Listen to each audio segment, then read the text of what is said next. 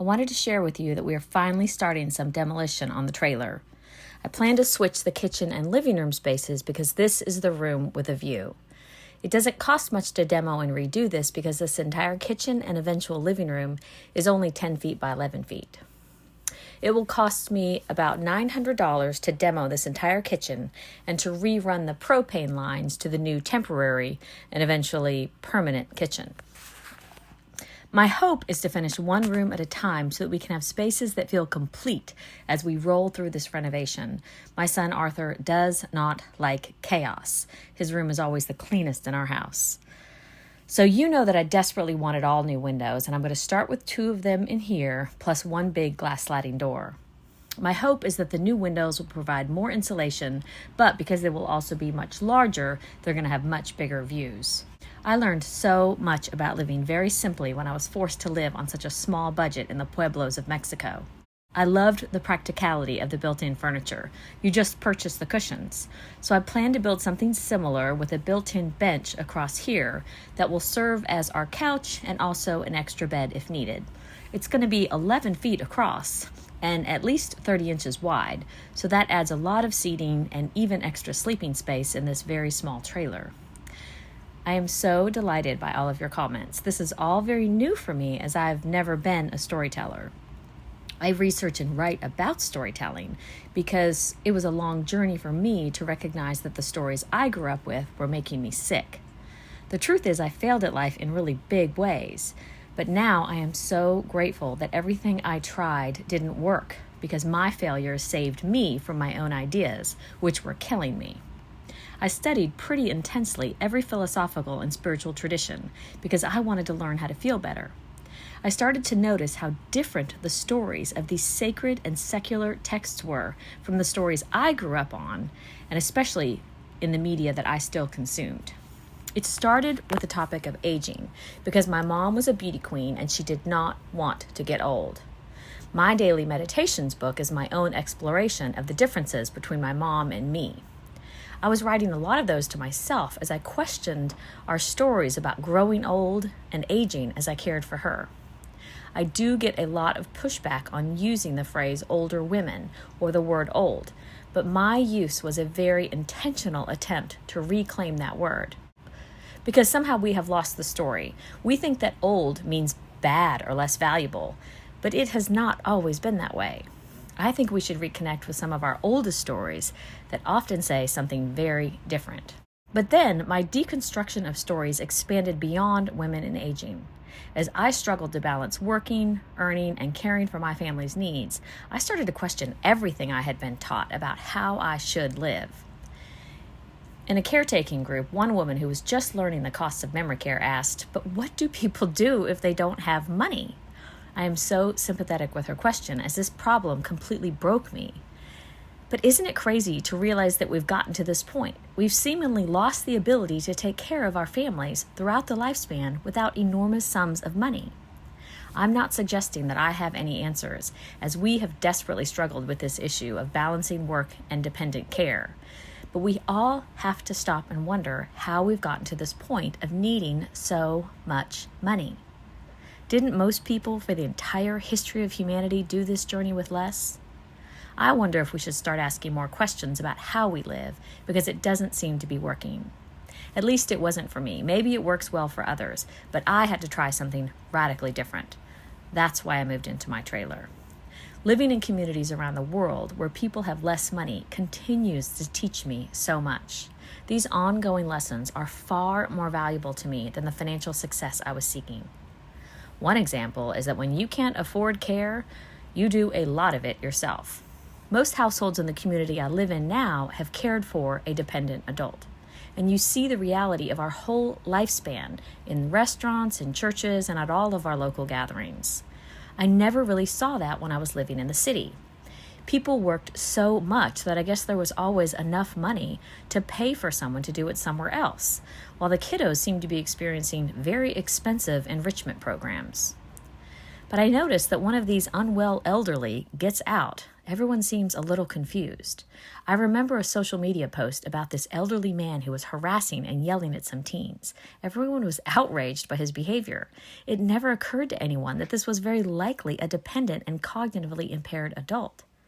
In the small community I'm in, and in these low-income communities that I've lived in around the world, people would immediately know what was going on, and there wouldn't be any outrage.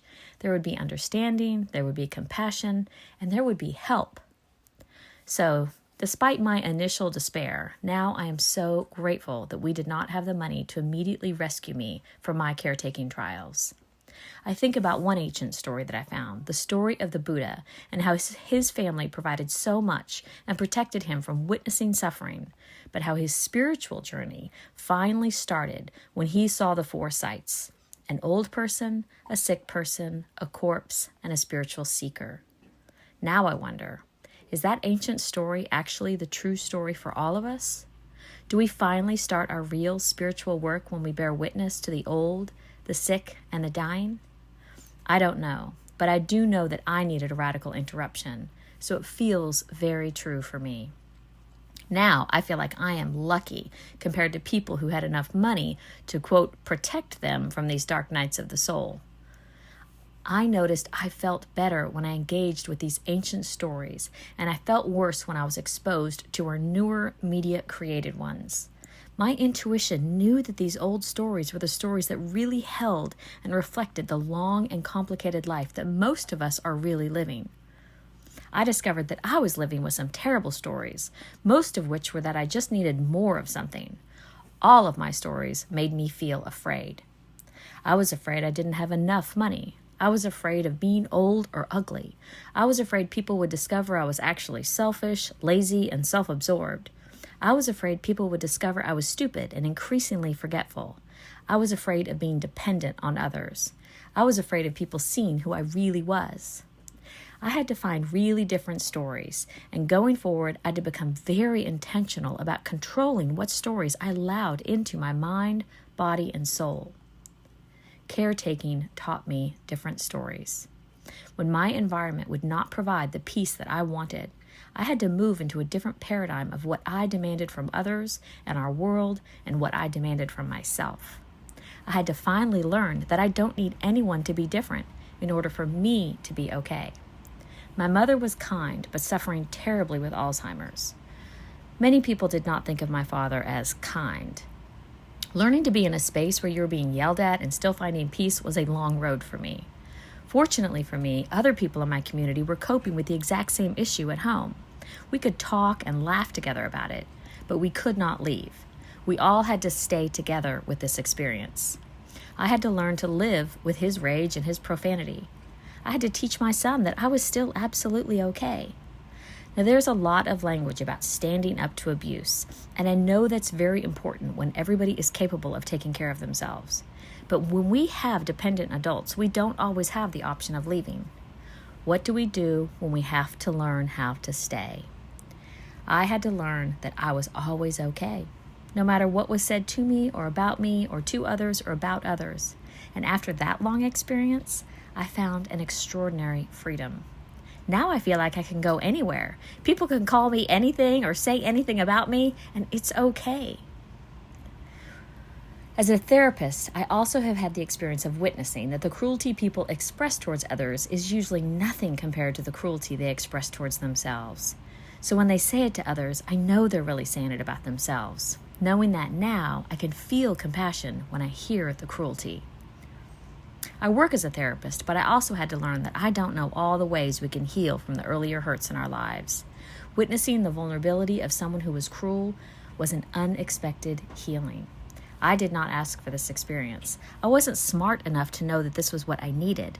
I didn't expect it, but then I received it. It felt like another miracle. I had to learn that accepting my very flawed self made me less judgmental of others. In caring for my mother, people would say how kind I was. And although I tried to behave with kindness in my care for her and tried to find meaning in the choices I was making daily to care for her, the truth is I was miserable and I was resentful and I wanted this journey to be over.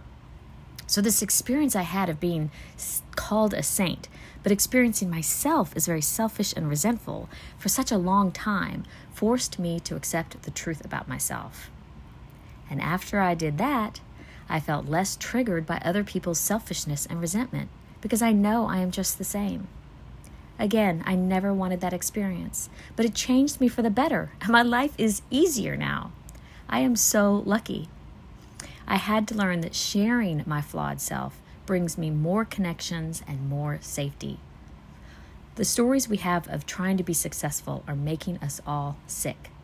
You've seen this on social media. We actually feel safe when we feel a connection, and we feel a sense of connection when we both witness and express our vulnerability. So it seems ironic that it is only through embracing our vulnerability that we will ultimately feel safe. I know that I don't know what anybody else needs to do, but I know that was true for me. So my job going forward is to stop labeling the things that I experience as bad or as good. My job is to know that every hard journey is my spiritual practice. I very obviously did not know the lessons I needed. So the only thing I know going forward is that I need to remain open to what comes. I'm so excited about installing the new windows. We have been delayed by weather, money, car breakdowns, and caretaking. So our house is really chaotic as we continue to live in a construction zone without any water in the kitchen. But my new windows were finally delivered, and they are absolutely huge. Matt has to reframe everything to install these new windows. Then Scott's going to be checking and redoing all the electrical in this room. After that is all done, they will install sheetrock and new flooring. But whatever flooring I pick for this room needs to work throughout most of the house, so I am headed to Menards this weekend to figure that out. That's about a 3-hour round trip drive for us. I want everything to look like it's from this land so that the indoor and outdoor feels very seamless. I don't want something trendy, and I want it to be natural and not too expensive. So I am thinking about a wood cabinet and maybe a butcher block countertops because that's cheaper. So I don't want traditional wood flooring to make it look like too much of a mishmash of woods. Anyway, we'll figure that out this weekend, hopefully. There is still so much work to do here, but I'm very excited to open up this space and experience the new views.